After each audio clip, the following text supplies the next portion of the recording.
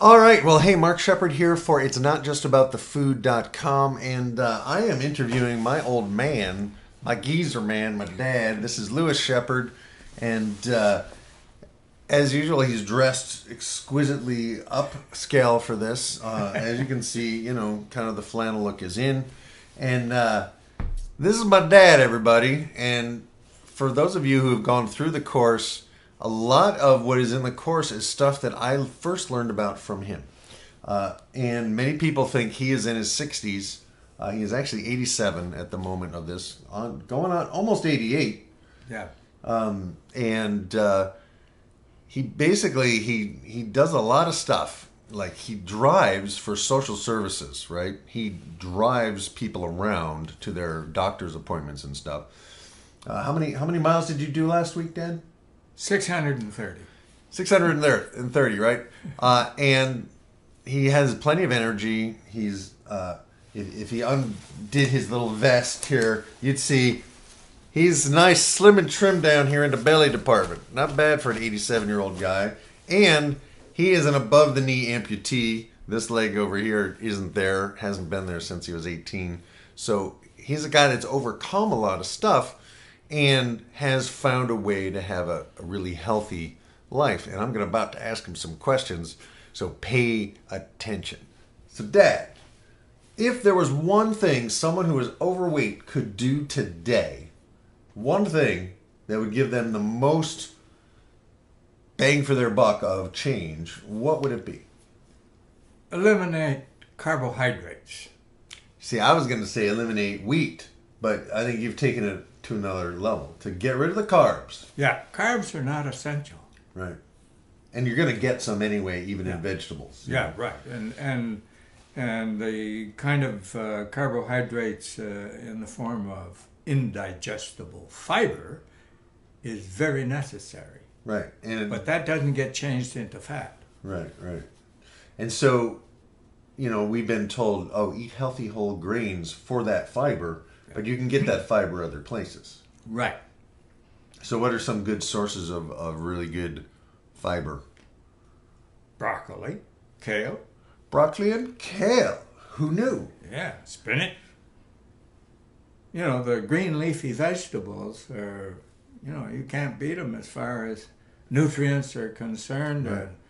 and low sugars and that Right, kind of right, thing. right. Yeah. So the thing that I've been saying to everybody is, you know, I've met people who lost a lot of weight on a low carb diet, but they gained it right back because they were not including the healthy fats. Right. So talk to us a little bit about healthy fats. Well, I try to get the essential fats through flaxseed, sesame seeds, chia seeds, that sort of thing. And that also gives you a good dose of fiber and protein and that sort of thing. And they're cheap. Right, right. I recently made kind of a my own energy bar with coconut oil, flax seeds ground up, chia seeds ground up, hemp hearts ground up. Hemp hearts are also a really good source of all that stuff. Yep. And the what else did I put in? I put in some grass-fed whey protein powder. Right. And just a little a tiny bit of maple syrup. Mm-hmm. And you know, for me, and I'm gonna experiment with stevia. Yeah. But to get that kind of healthy fat in a snack, I mean, if you look at the ingredients of a lot of these protein bars, there's like 5 kinds of sugar in there. Oh yeah, right. You know, and it's like there you might as well eat a Snickers bar. You know, at least there's whole peanuts in a Snickers bar. You know, so cool. So in essence, a lot of people, you don't realize it, but I've been teaching a lot of what my dad has taught me, and the books that I suggest on the website, many of them are books that I heard about first through my dad, like the Slow Burn Fitness. Boom, heard about it from him.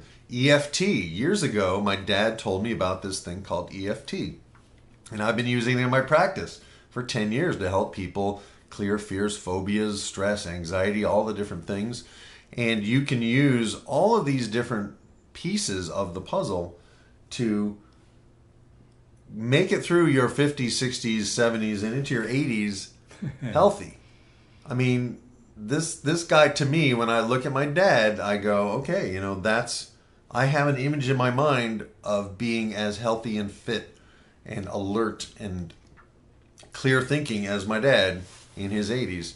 And I think he's probably we come from a pretty long-lived family anyway. Yeah, we do, yeah. So that if you actually add healthy nutrition to that genetic code, you should be able to live for a long time, man. I hope.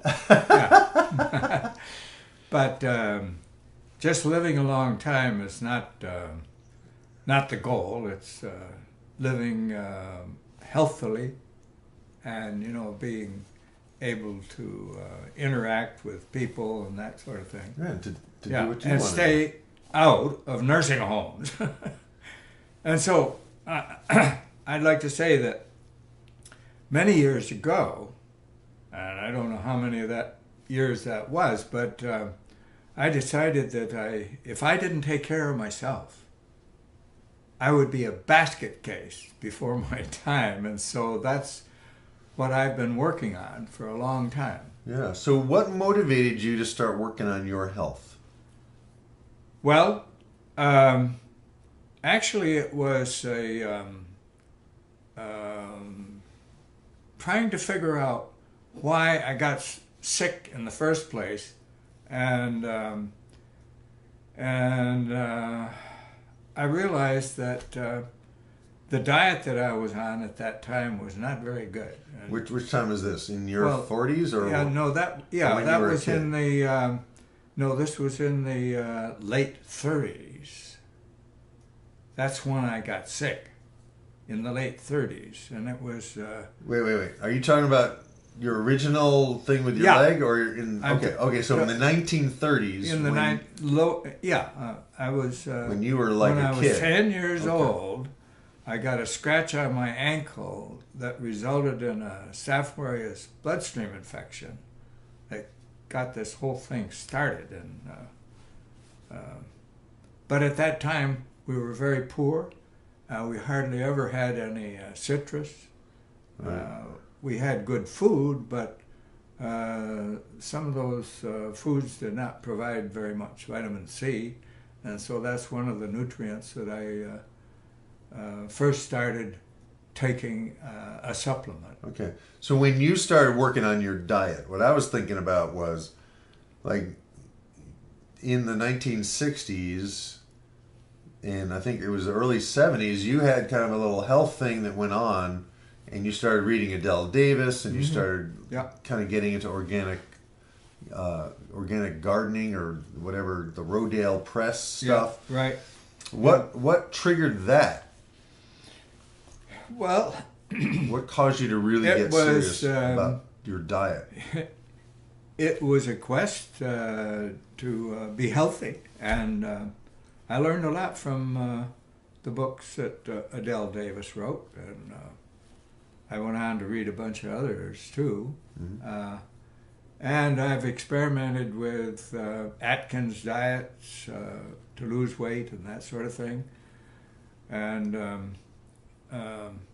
I was very much into that for a while, and found that I felt really good on that kind of a diet where you're actually burning fat for energy. Right. And that, I think that should be a goal right now, is to be able to turn your body into a fat-burning machine. Right. Fat-burning furnace. Yeah, baby. Right. Cool. Yeah. All right.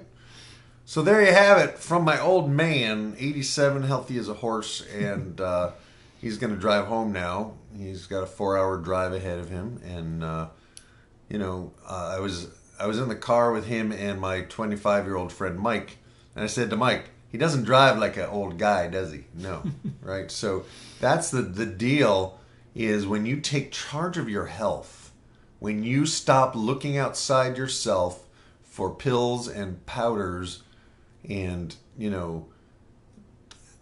quick fixes when you start really looking at what is your body designed to burn, well, healthy proteins, healthy fats, and plenty of healthy vegetables. You don't need a bunch of carbs. You don't need a bunch of stuff. You don't need potato chips. You're right. Those are not necessary for survival. And in fact, they are threatening your survival because they are causing you to go into low blood sugar crashes if you haven't had your carbs lately, you know. Sodas, stop drinking them. If you're drinking any kind of soda, stop. Absolutely. Stop. It's like the worst thing you can put in your body. And the last thing I'll say is this. Your body is like a spaceship, and you want it to last. If you were out in space, living in a spaceship, you would not put crappy fuel in your spaceship that might jeopardize you getting to your next destination, right? So begin to think of your body as a spaceship. Begin to think of it as a Ferrari if you want to. Begin to think of it as a beloved family pet, right? Whatever you need to think in your mind so that you love your body, even if it doesn't look the way you want it to look yet. Because if you don't take care of your body, where will you live? So that's it for now, Mark Shepard. It's not just about the food.com. Thank you so much for watching.